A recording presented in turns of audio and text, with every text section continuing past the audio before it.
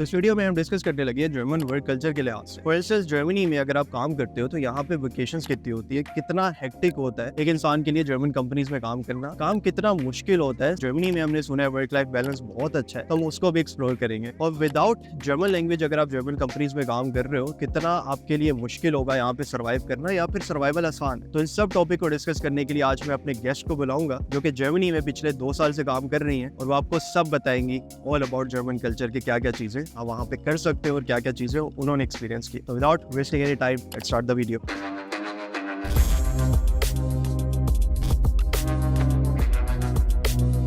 हमारे साथ हैं अक्सा। अक्सा, क्या हाल है आपका? अक्सा के बारे में थोड़ा सा मैं तारुफ करा दूं कि जर्मनी आए हुए अक्सा को 3.5 साल हो चुके हैं और यहाँ पर आके इन्होंने एजुकेशन कंप्लीट किया और अब जॉब कर रही है। तकरीबन 2 साल का अर्सा हो गया, तो मतलब 1.5 साल में मास्टर्स की डिग्री भी कंप्लीट कर ली थी। बाकी तारुफ अपना अक्सा खुद कराएंगी। और अभी हम यहाँ पे फ्रैंकफर्ट में हैं, बट अक्सा डिसल्डोर्फ में जॉब कर रही है। तो अक्सा बता दें कि क्या किस तरह आपकी पाकिस्तान से जर्मनी आने तक की जर्नी स्टार्ट है और अब तक क्या क्या चीज़ें आप अचीव कर चुके हो या क्या क्या कर चुके हो। मैं कराची से हूँ, पाकिस्तान में, और मैंने केमिकल इंजीनियरिंग करी है एनईटी यूनिवर्सिटी से। फिर उसके बाद मैंने 1 साल एंग्रो में एज ए ट्रेनिंग इंजीनियर नौकरी करी थी। और जब मैं नौकरी करी थी तब मैं बाहर भी निकलना चाहती थी, तो फिर मैं अप्लाई करी थी और जब से मुझे एडमिशन आ गया TU बर्लिन से, वहाँ से एडमिशन आया मुझे प्रोसेस एनर्जी और एनवायरमेंटल सिस्टम इंजीनियरिंग में। तो मैं यहाँ पे आई 2021 में। उसके बाद फिर मेरा ऑलमोस्ट डिग्री प्रोग्राम था, वो था तो वैसे मेरे ख्याल से 2.5 साल का, आई गेस, जो नॉर्मल ड्यूरेशन होता है। लेकिन क्योंकि 2 साल का होता है, मेरा 2.5 साल। उस प्रोग्राम का ना 2.5 इयर्स का ड्यूरेशन था, क्योंकि जब मैंने वो वीजा एक्सटेंशन के अप्लाई किया था ना, जो फर्स्ट 6 मंथ्स के बाद एक्सटेंशन अप्लाई करता है, तो वो ऑलरेडी डिग्री प्रोग्राम ही 2.5 साल का था। तो मुझे एक्सटेंशन पहली बार में ही 2 साल की मिल गई थी इस तरह से। फिर मैंने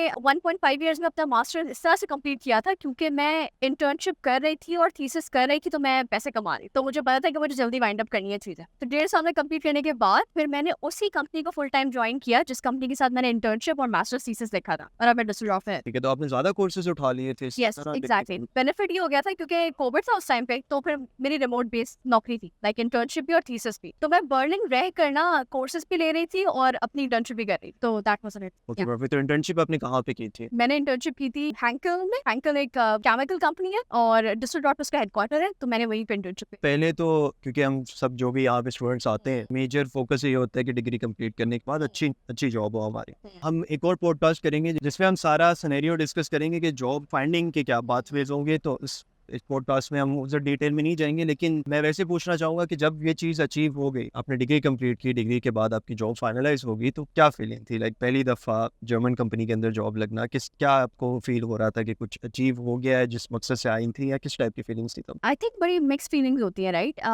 क्योंकि अगर आप सैलरी पैकेजेस देखें, वर्क कल्चर देखें, एक्सेप्टेंस देखें फीमेल्स की तरफ, तो वो एक बहुत ऑलरेडी ना बड़ा बेनिफिशियल होता है आपके लिए इस कल्चर में थ्राइव करना। तो बड़ी होलसम सी फीलिंग थी कि यार फाइनली अगर मैं यही चीज़, बिकॉज मेरा थोड़ा सा एक्सपीरियंस पाकिस्तान में भी है, तो आपको ना थोड़े से वो नॉर्म्स को ओवरकम करना पड़ता है, सोसाइटल नॉर्म्स को, कि यार ठीक है आप एक फीमेल इंजीनियर है और आप ऑन फील्ड है, तो वो चीज़ें ना आपको यहाँ पे बिल्कुल फील हो। वो जो इंटीग्रेशन है ना मेल और फीमेल की, वो बड़ी आला किस्म की है। तो काफी अच्छा एक्सेप्टेबल कल्चर मुझे मिला और I think it was super nice. क्योंकि ये पॉडकास्ट में हम डिस्कस करना चाह रहे हैं थोड़े वर्क कल्चर के हवाले से। अब आपको काम करते हैं माशाल्लाह 2 साल का हो चुका है। पहले दिन के बारे में बताएं, जब ऑफिस का पहला दिन आपने ज्वाइन किया, तो जिस तरह आप ऑलरेडी बताया कि कल्चर इंटीग्रेशन या नॉर्म्स आसान है खवातीन के लिए एडजस्ट करने में, तो किस टाइप का वहाँ पे आपको माहौल मिला सबसे पहले दिन? उन्होंने आपको क्या चीजें बताई या कहीं, या किस तरह का ऑफिस एनवायरनमेंट कैसा था? ऑफिस एनवायरनमेंट जिसमें मैंने कहा कि बहुत कूल एनवायरनमेंट होता है यहाँ पे। पहली बात तो ये कि आपको ना वो सूट बूट पहन के नहीं जाना होता, इट्स सुपर ओपन कि आप कैसे भी जाना चाहते हैं। जबकि मैं corporate company, like corporate culture में काम कर रही हूँ, लेकिन कभी भी ये नहीं हुआ कि मैंने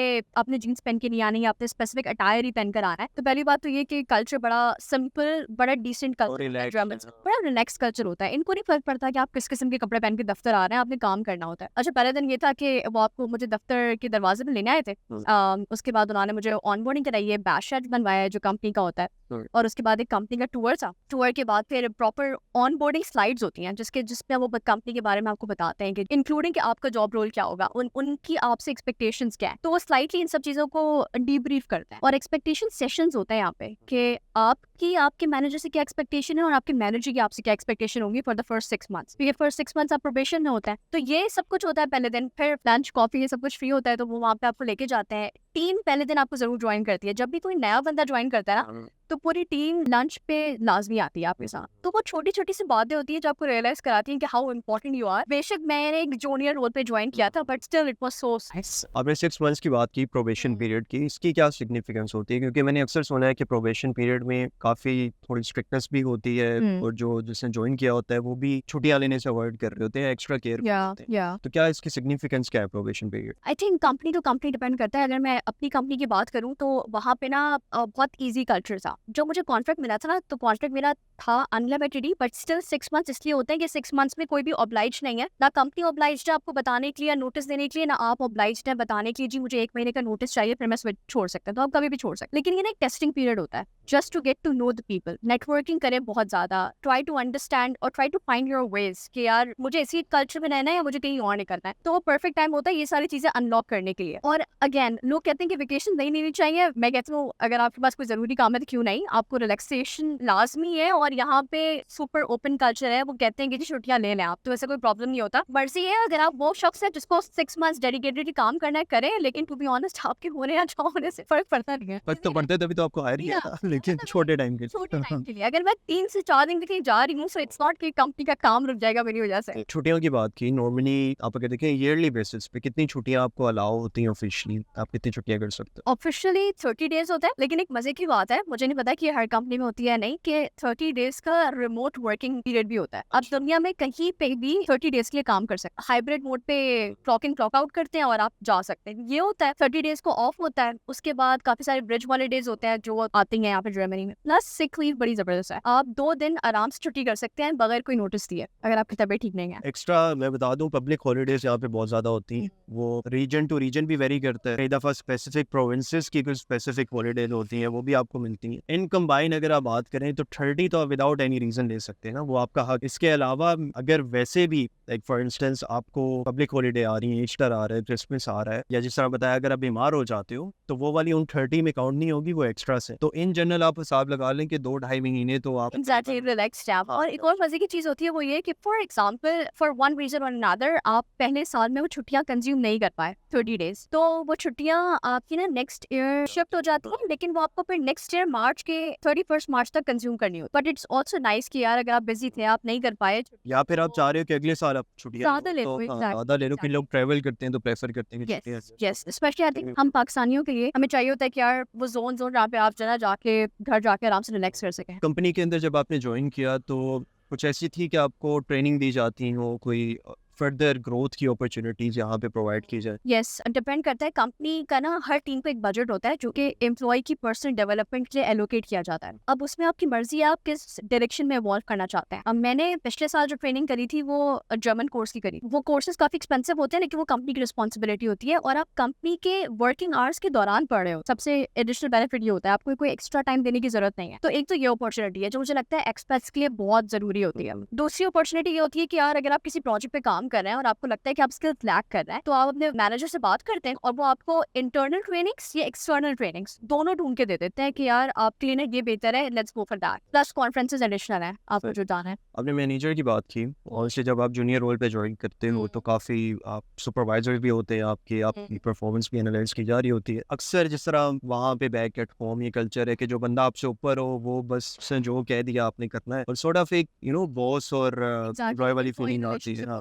तो यहाँ पे आपका मैनेजर के साथ किस तरह का है कि आप प्रेशर फील करते हो कि मैनेजर देख रहा है, या किस तरह की अंडरस्टैंडिंग है? यहाँ पे ना एम्प्लॉय लाइक मैनेजर का और जो उसका एम्प्लॉय या जो भी आप कह रहे हैं उसका ना रिलेशनशिप बड़ा हेल्दी होता है। वो आपको ट्रस्ट करते हैं कि आपने सिर्फ काम डिलीवर करना है। अब आप एक दिन में 4 घंटे काम करें, अगले दिन 10 घंटे काम करें, आपकी मर्जी, आपने सिर्फ काम डिलीवर करना होता है। तो वो कभी भी आपको ना माइक्रो मैनेज नहीं करते। और अगर कर भी रहे हैं ना तो आप इजीली कम्युनिकेट कर सकते हैं कि यार आप मुझे माइक्रो मैनेज कर रहे हो, ये मेरे लिए अनहेल्दी है, so please don't do that, and they accept. They understand कि आप किस जगह से आ रहे हैं। और वो इसलिए भी बहुत ज्यादा स्केप्टिकल होते हैं इन चीजों को लेकर क्योंकि यहाँ पे वर्क काउंसिल बड़ा स्ट्रांग होता है। एम्प्लॉय कभी भी वर्क काउंसिल के पास जा सकता है और कह सकता है कि इस कंपनी की वर्किंग कंडीशंस हेल्दी नहीं है, और फिर कंपनी पे केसेस भी हो सकता है। तो मोहतात होकर चल रहा होता है मैनेजर भी। और एक अच्छी चीज़, मेरे भाई हैं वो गूगल में अल्हम्दुलिल्लाह जॉब कर रहे हैं, तो वो मुझे कल ये भी बता रहे थे कि नॉर्मली कंपनीज में होता है कि मैनेजर आपको रेट कर रहा होता है आपकी परफॉर्मेंस। उनकी कंपनी में उल्टा है कि आपका एम्प्लॉय मैनेजर की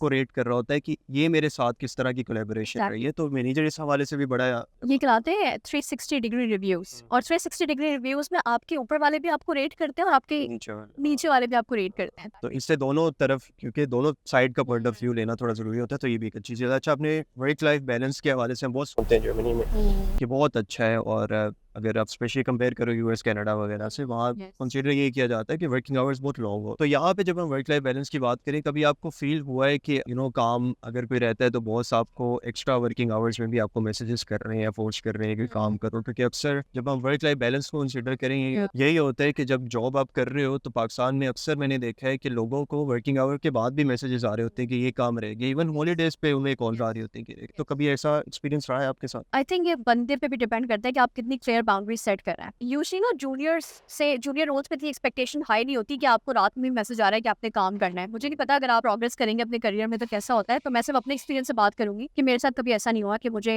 5 या 6 बजे के बाद रैंडम मैसेजेस आ रहे हैं, और अगर आ भी रहा है तो मैं सुबह ही रिप्लाई करती हूँ। तो उनको पता होता है कि इस बंदी ने रात में तो रिप्लाई करना नहीं है, तो वो इसका माइंड नहीं करते, वो उसका माइंड नहीं करेंगे। एग्जैक्ट। और हफ्ता इतवार की बता दूं छुट्टी होती है, संडे टोटली आपको दिया जाता है, यहाँ पे कंपनी सब कुछ बंद होता है, स्वाइप रेस्टोरेंट्स होते हैं खाने के, वो कुछ ओपन होते हैं, लेकिन अक्सर रेस्टोरेंट्स भी बंद होते हैं। तो सैटरडे और संडे आपको आपके लिए मिलता है, विच इज आल्सो एग्जैक्टली बहुत अच्छी चीज। और अगर आप 10 घंटे से ज्यादा किसी दिन काम करते हैं तो ये ईमेल एचआर को जाती है, और एचआर मैनेजर को लिखता है कि आपके इस एम्प्लॉय ने 10 घंटे से ज्यादा काम किया है, ये कैसे है, बिकॉज ये लॉस के अगेंस्ट है, तो आप नहीं कर सकते इससे ज्यादा काम। अच्छा, एक चीज़ और भी मैंने अपने पर्सनल एक्सपीरियंस से मैं बता दूं नोटिस की थी कि हमारे यहाँ पाकिस्तान में अक्सर या इंडिया में भी ये समझा जाता है कि जितने लंबे आप वर्किंग आवर्स लगा रहे हो ना, उतना आपका बॉस आपसे बेदवा खुश होगा कि यार सुबह आके बैठ जाओ, और जी रात के सब ये बंदा सबसे पहले आ रहा है और सबसे एंड में जा रहा है, ये बड़ा। तो जर्मनी में मुझे पर्सनली एक्सपीरियंस हुआ था, सिर्फ एक दिन मैंने ऐसी चीज़ की थी, और अगले दिन बॉस आया था, कहता था सुना है तुम सुबह 6 बजे आ गए थे। तो मैंने कहा हाँ मैं जल्दी आ गया था, काम था। कहते अच्छा गए कितने बजे थे? मैंने कहा मैं 9 बजे गया था। तो उल्टा उससे बड़ा माइंड किया इस चीज़ को कि यार इसका तो ये मतलब हुआ कि जो वर्किंग आवर्स आपको अलॉट किए गए, आप इतने एफिशिएंट नहीं हो कि आप उन वर्किंग आवर्स में रहते हो अपना काम कंप्लीट करो, आपको 3-4 घंटे एक्स्ट्रा लगाने पड़े, ताकि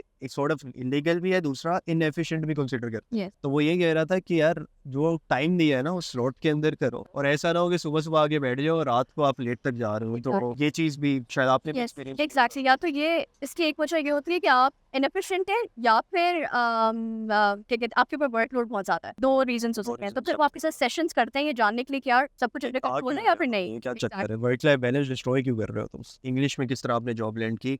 अब एक जर्मन कंपनी है, यहाँ पे आप इंग्लिश में मोस्टली बातें करते हो या काम कर रहे हो, किस तरह का एक्सपीरियंस है एक जर्मन कंपनी के अंदर इंग्लिश में जॉब करना सारा? तो मीटिंग्स वगैरह क्या इंग्लिश में होती हैं, क्या होता है उस तरह का, क्या सिनेरियो? अच्छा, जुबान आना ना हमेशा एक प्लस होता है, आपको लैंग्वेज आनी चाहिए, लेकिन मुझे अभी तक ऐसा फील नहीं हुआ कि लैंग्वेज ना आने की वजह से मेरा करियर कॉम्प्रोमाइज कर रहा है। और उसका रीजन ये है कि हैंकल बेशक एक जर्मन कंपनी है, लेकिन वो इंटरनेशनल है, तो उसमें जो ना सारी मीटिंग सब कुछ अंग्रेजी में होती है, वो अंग्रेजी में ही बात करते हैं। लेकिन अगर आप लंच वगैरह पे जा रहे हैं इस तरह से, तो हो सकता है कि अगर बहुत सारे जर्मन बैठे हुए हैं तो वो जर्मन में आपस में शुरू होना है। It's also possible. तो उसके लिए जबान आप सीखे जरूर, लेकिन इनिशियली ना आपको रोकेगी नहीं जबान करियर में प्रोग्रेस करने के लिए। लेकिन एक चीज़ ये है कि जब आपने बहुत हाई लेवल पे जाना है, लाइक मैनेजमेंट पोजीशंस पे जाना है, तो वहाँ पे लाजमी वो लोग उन लोगों को प्रेफर करेंगे जिनकी जर्मन अच्छी हो, क्योंकि कई रोल्स बहुत एक्सट्रीम डिमांड करते हैं जर्मन लैंग्वेज की, तो कहीं ना कहीं रिस्ट्रिक्शंस आप फेस कर सकते हैं। बिल्कुल बिल्कुल, क्योंकि जितना आप हाई लेवल पे जाते हैं ब्यूरोक्रेसी इंक्लूड हो रही होती है, और ब्यूरोक्रेसी के लिए फिर आपको जबान आनी चाहिए। नेगोशिएटिंग स्किल्स आपके और कम्युनिकेशन स्किल्स बहुत स्ट्रांग होने चाहिए। जर्मन ना आती हो तो नेटवर्किंग इश्यूज हो सकते हैं। अच्छा, कंपनी के अंदर जर्मन कंपनी अगर वो है फॉर श्योर, तो उसमें थोड़ा सा नेटवर्किंग की कभी कभी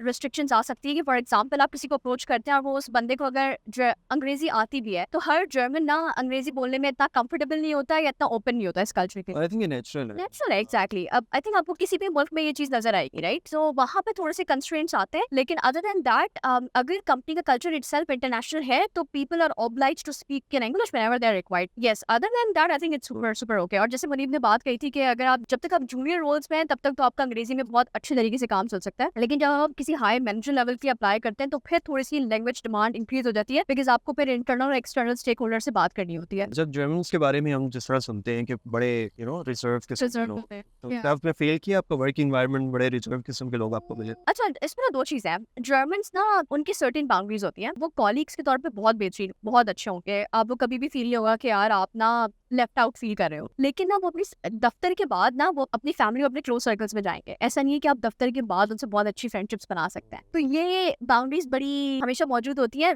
और मुझे हमें से कोई फर्क भी नहीं पड़ता, right? Like it's all good, right? तो बट हाँ, दफ्तर में सब अच्छा है। तो बहुत शुक्रिया आपने इतना कीमती एक्सपीरियंस शेयर किया है। होपफुली जो लोग यहाँ पर आना चाह रहे हैं, सेटल होना चाह रहे हैं, उन्हें क्लियर आइडिया हुआ होगा कि किस तरह के एक्सपेक्टेशंस वो लेकर आ सकते हैं कंपनी के अंदर और किस तरह का माहौल वो यहाँ पर फेस करेंगे। और अगर आपको ये वीडियो इन्फॉर्मेटिव लगी है तो मेक श्योर कीजिएगा कि सब्सक्राइब लाजमी कर लें, चैनल को लाइक करें और शेयर करें। अगर कुछ लोग आप जानते हैं जो यहाँ पर आना चाहते हैं उनके साथ भी लाजमी शेयर करें। दुआ में याद रखें, अपना ख्याल रखें और अक्सा को भी थैंक यू लिख दीजिएगा कमेंट में, बहुत टाइम निकाला है इन्होंने, तो थैंक यू अक्सा आपका। और इंशाल्लाह आपको नेक्स्ट वीडियो में मिलते हैं। एक वीडियो जो बहुत इंपॉर्टेंट है उसमें हमने अक्सा के साथ ही बात की है कि इंग्लिश में जॉब्स लेने में यहाँ पे उन्हें क्या मसले आए थे या किस तरह उन्होंने एज अ फॉरनर यहाँ पे इंग्लिश में जॉब ली थी। तो उस टॉपिक को आप लाजमी देखिएगा, मैं अपने कमेंट सेक्शन और डिस्क्रिप्शन में भी वो डाल दूंगा। वो भी होपफुली जितने भी फॉरनर्स यहाँ पर आना चाह रहे हैं उनके लिए काफी फायदेमंद हो सकते हैं। Thank you, stay tuned. Okay जी, अल्लाह हाफिज़। अल्लाह हाफ़िज़।